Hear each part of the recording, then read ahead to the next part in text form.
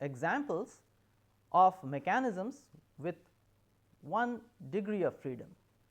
Now, this 1 degree of freedom mechanism has a very special place in the study of kinematics. So, since these are very special, they also have a name. They are called constrained mechanisms. So, in today's lecture, so this is the overview of today's lecture. We will discuss constrained mechanisms with applications. Then we will go over to robotic mechanisms and calculate their degrees of freedom. So, just to review what we have discussed previously. So, degree of freedom is a minimum number of independent coordinates that need to be specified to fix the configuration of a mechanism. One link of the chain is grounded, and we have looked at this calculation in detail. So, this is for the planar mechanism, where I would like to point out that here for a planar mechanism we have 3, because in a plane every rigid body has 3 degrees of freedom. On the other hand, when we go to spatial mechanisms,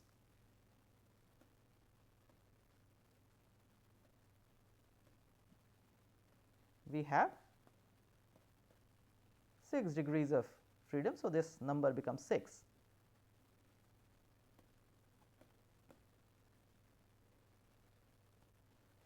Then we also discussed that a mechanism must have at least 1 degree of freedom, a structure has 0 degree of freedom, and an over constrained structure has negative degrees of freedom. Now, we come to this definition. A constrained mechanism. A constrained mechanism is one which has exactly 1 degree of freedom.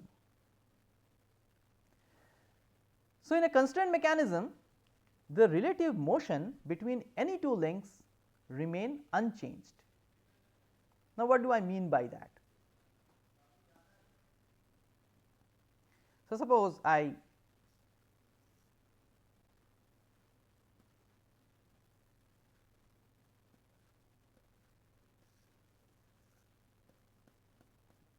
have this combination of links, and when this moves,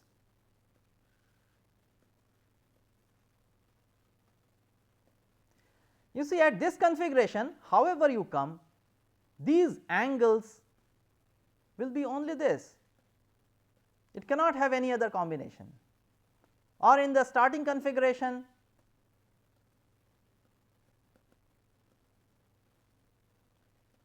these angles will only be this. There is no other possibility, since this has 1 degree of freedom. If I fix one, all the other gets fixed, all the other angles will get fixed. So, the relative motion between any two links remain unchanged if it has 1 degree of freedom. But suppose I have something with more than 1 degree of freedom, for example, my hand. I can choose to move this without moving this joint, or I can move this joint without moving this joint. So, individual relative motion, individual links can make different angles, and that gives us this ability of maneuvering, right. So, we do not have fixed motion between my forearm and the arm. Had it been so, I would have been able to move only like this, nothing else, for example. So, in mechanisms with higher degrees of freedom, the relative motion between these links can change.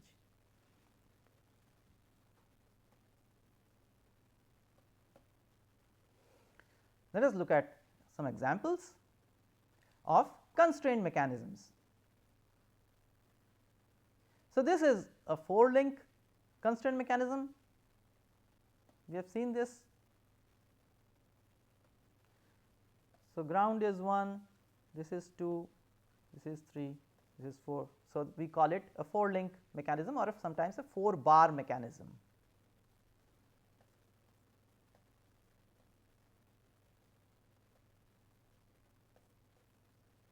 A 4 bar mechanism.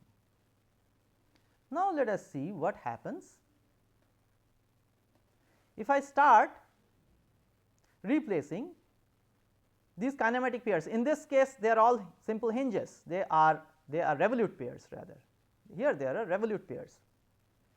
So, that is why it is sometimes called the 4R kinematic chain. Suppose I start replacing one by prismatic, suppose this kinematic pair I want to replace by a prismatic pair, then I have this. So, here I have a prismatic pair. So, this is called 3R 1P kinematic chain. So, R, here there is one more R and P.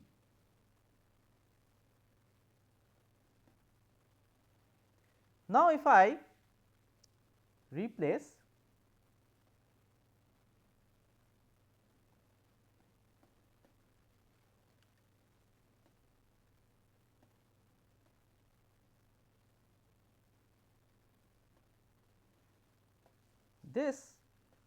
these two revolute pairs by prismatic pairs. So, here there are two prismatic pairs.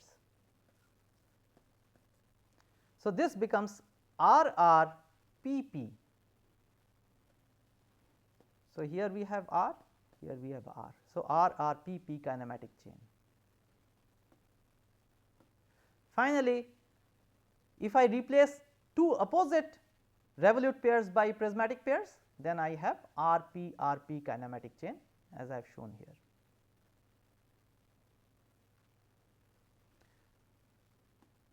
Let us now look at some applications, say 4R kinematic chain. We have looked at this Ackermann steering wheel mechanism.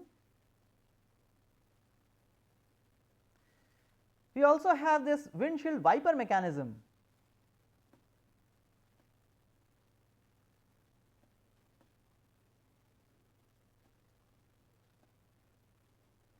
So, here is the wiper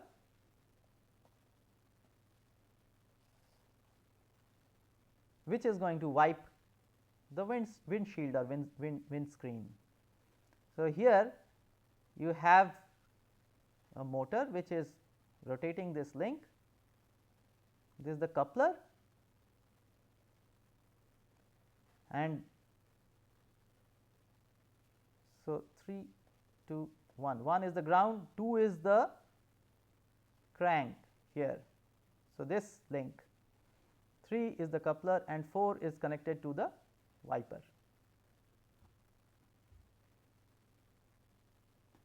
So, these are applications of the 4R kinematic chain. 3R 1P, a very standard application is in IC engines.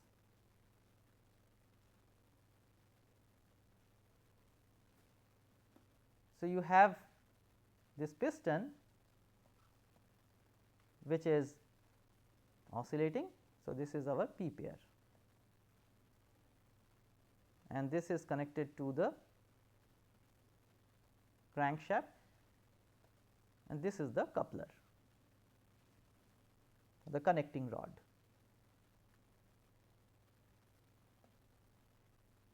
This is the connecting rod.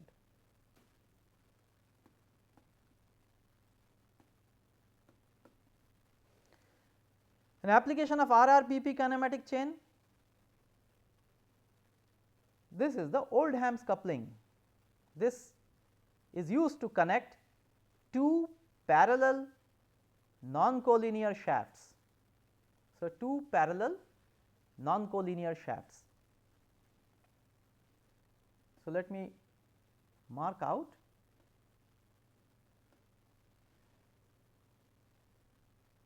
So, this is one shaft which is this one, let us say. This is the other shaft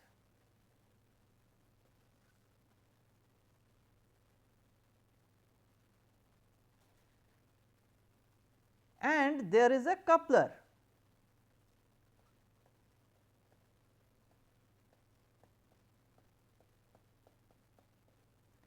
Which is this piece.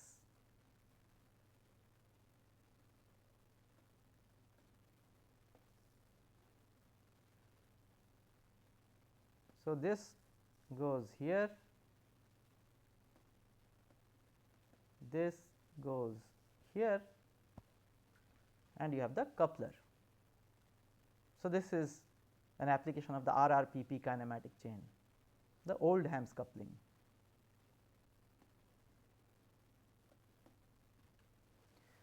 Then RPRP kinematic chain, this is the Davis steering mechanism which use the RPRP kinematic chain, but there are two copies of this kinematic chain. Let us mark them out. So, this is R, here you have a P, this is the next R, and this is the P, and then there is another set of RPRP for the other wheel. So, this is the Davis steering mechanism which uses the RPRP kinematic chain.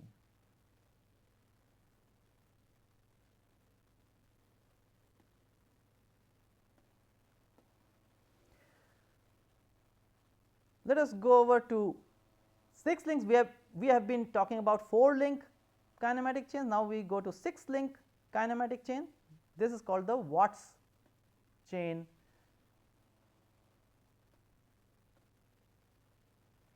So, it has got 2 ternary links, as you can see. So, 1, 2, 3, 4, 5, 6. So, links 1 and 2 are 2 ternary links, and these 2 ternary links are connected at this kinematic pair. So, that is a characteristic of the Watts chain. The 2 ternary links are joined at a kinematic pair.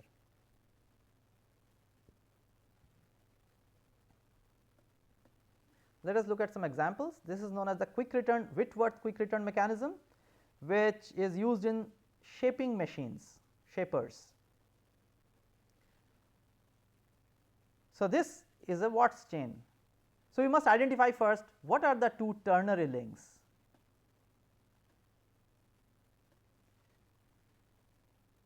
This is the ground hinge, and again there is a ground. The slider makes a P pair contact with the ground. So, there is a prismatic pair between the ground and the slider. So, ground is a ternary link.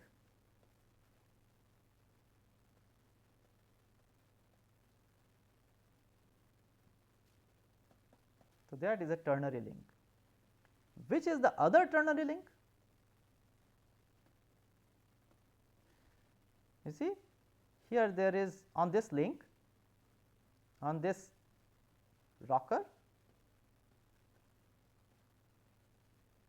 there is this kinematic pair revolute, here there is a prismatic. So, this is a revolute, this is a prismatic, and here there is a revolute. So, this rocker is also a ternary link.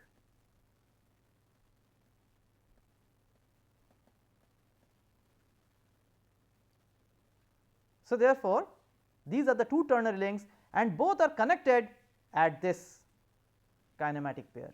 So, that is a Watts chain. This is the landing gear mechanism. Let me mark out. First of all, let me mark the ground. So, let us say the aircraft body is the ground. Then what are the ground hinges? Here you can see 1, here 1. So, 3 ground hinges. So, aircraft body is a ternary link. The aircraft body is a ternary link. Which is the other ternary link?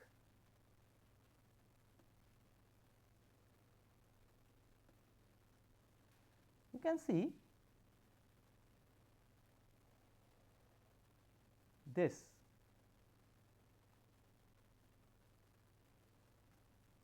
This is a ternary link with kinematic pairs here, here and here. Once again you have two ternary links, the aircraft body and this triangular link, and they are connected at this kinematic pair. So, this is also a Watts chain.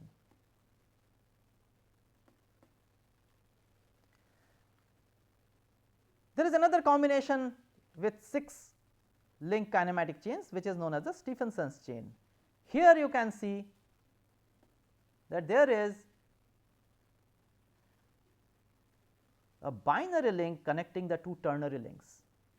So, this is a ternary and this is a ternary, and there is a binary link connecting the two ternary links. That is a Stephenson's chain. So, the combination in which these links are joined is different from the Watts chain. So, in the Stephenson's chain the two ternaries are not directly connected, which is there in the Watts chain. An example of this is this Clan walking mechanism. So, let us identify the ternary links. So, this ground is a ternary link and this is a ternary link, and you see they are not connected directly, the two ternaries are not connected directly. Now, this mechanism is used for in walking robots because it generates this point generates a profile which looks like this, which is required for walking machines.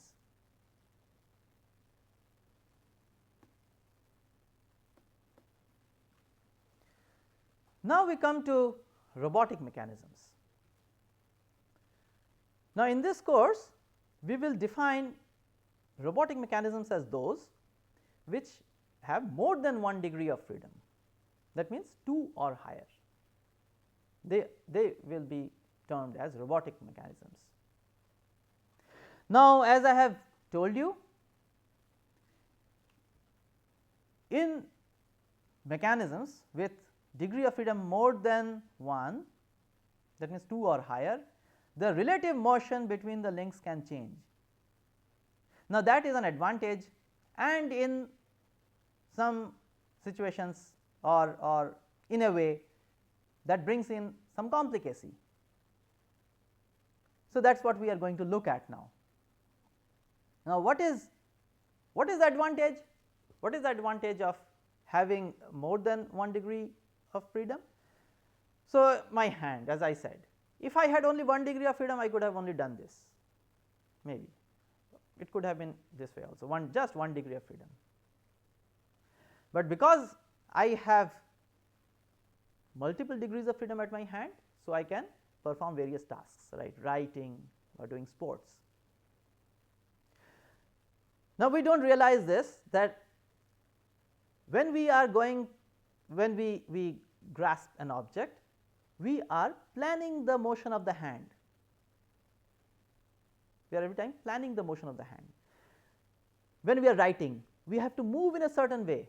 Now, this has come to us, I mean, instinctively by training, but when you want a 2 degree of freedom or a higher degree of freedom mechanism to do a certain task, you have to tell the mechanism which joint to move in which way, so that at the end point it does the specific task.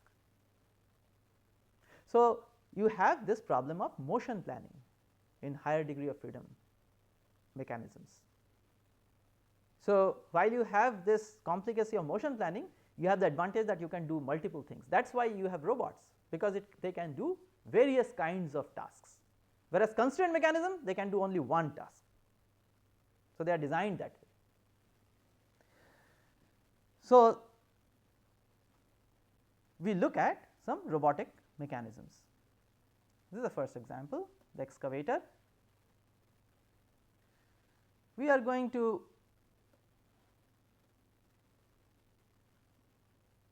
calculate the degrees of freedom. Now, to do that, we must first calculate the number of links. So, ground is 1. I will consider that the body of the excavator is the ground 2, 3, this quaternary link as 4, this ternary as 5, this binary as 6, the bin as 7,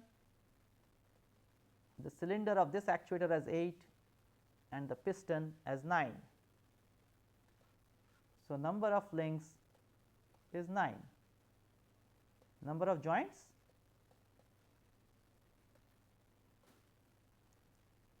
1, 2 is the prismatic here, 3, 4, 5, 6, 7, 8. Now, here we have 2.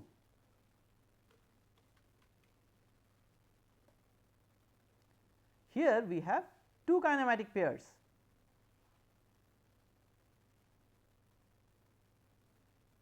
So, 9, 10 and here 11. So, number of joints is 11 and summation of degree of freedom of each joint.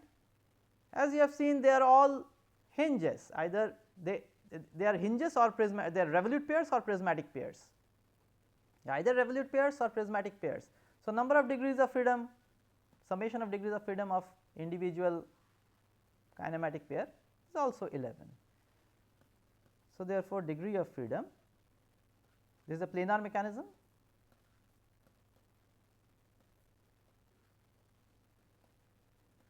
three times number of joints plus summation of degree of freedom of individual joint. So, this gives 35 minus 33, that is 2. So, this excavator has 2 degrees of freedom, and that is why we require 2 actuators. We require 2 actuators to actuate these 2 degrees of freedom. Otherwise, the mechanism will not get fixed. So, because we have 2 degrees of freedom, in order to fix the configuration of this excavator, we require 2 inputs. So, these are provided by these hydraulic actuators.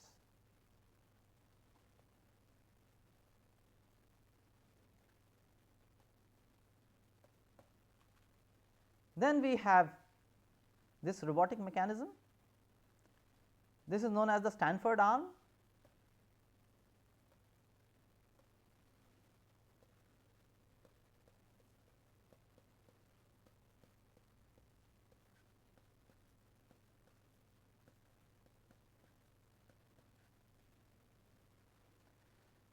Let us calculate the degree of freedom of this.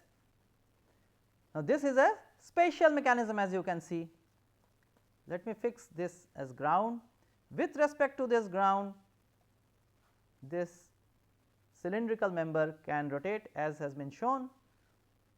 So, ground is 1, this cylindrical member is 2,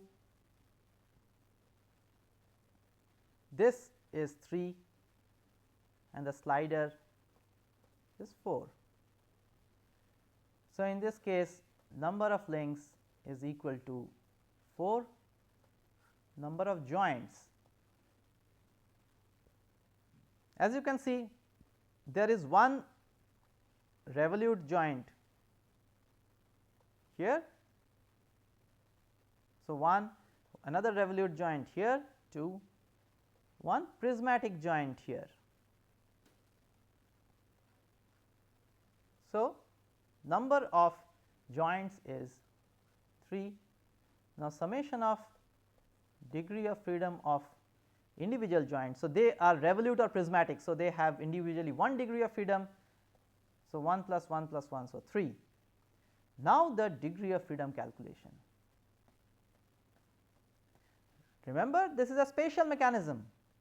In a spatial mechanism, we have this as 6, because rigid body in space has 6 degrees of freedom. So, number of 6 times number of links minus 1 minus 6 times the number of kinematic pairs.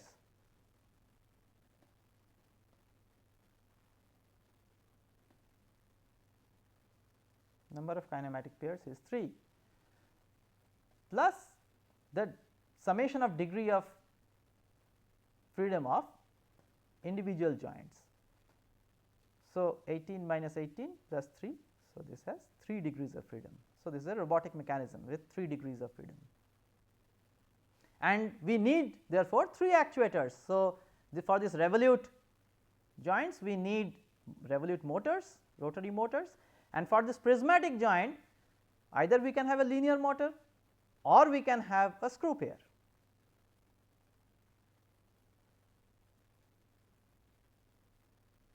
A powered screw pair to move this slider.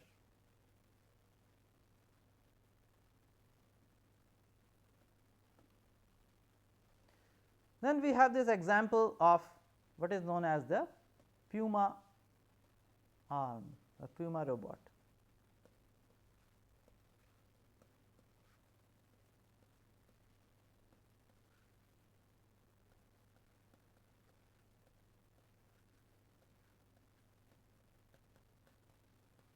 The Puma robotic manipulator. Let us calculate the degree of freedom of this. This is also spatial mechanism. This is grounded, ground is 1. Here there is a revolute pair. So, this is another link 2 which can rotate with respect to 1. There is another revolute pair here as indicated here. So, this is 3, another revolute pair here. So, this link is 4. So, once again our calculation is straightforward, number of links is 4, number of joints. So, we have 1, 2, 3. So, 3 revolute pairs. So, 3 joints, summation of degree of freedom of individual joints, they are all revolute pairs. So, 3, therefore, degree of freedom is 6 times 4 minus 1 minus 6 times number of revolute pairs plus degree of freedom of individual pairs. So, this again turns out to be 3. So, this Puma manipulator has 3 degrees of freedom, and these 3 degrees of freedom are actuated by rotary motors as has been indicated.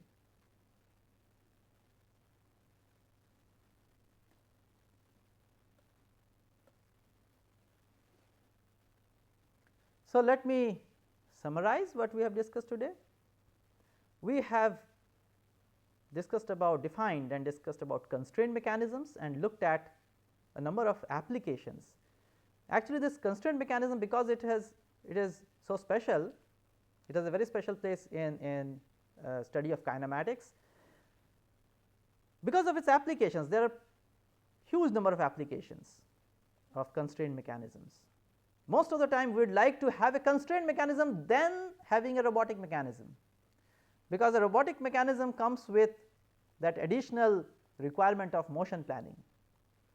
So, if it is a routine kind of manipulation or task that needs to be performed, then a constraint mechanism is the best choice. So, we have huge applications of constraint mechanisms in automation, mechanization, and we have seen many examples of that.